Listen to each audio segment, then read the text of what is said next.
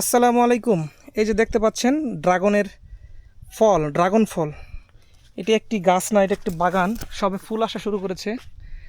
এখানে 20 একর জমিতে এই ড্রাগন বাগানটি করা হয়েছে। আপনারা দেখতে পাচ্ছেন।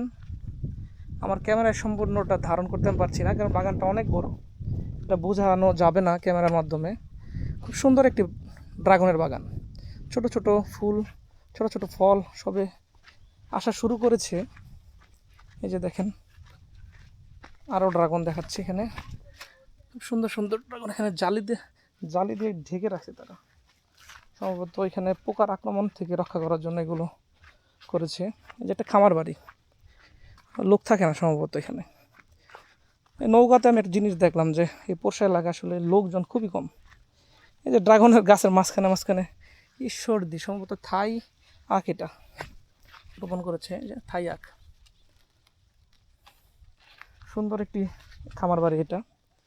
আসলে এরকম একটি খামার বাড়ি করা গেলে আসলে জীবনে আর কিছু লাগে না, জীবনটা কাটিয়ে দেওয়া যায় এরকম একটা জায়গায়।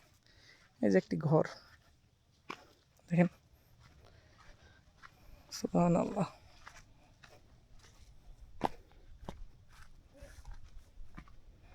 অনেক বড় ড্রাগন বাগান এটা।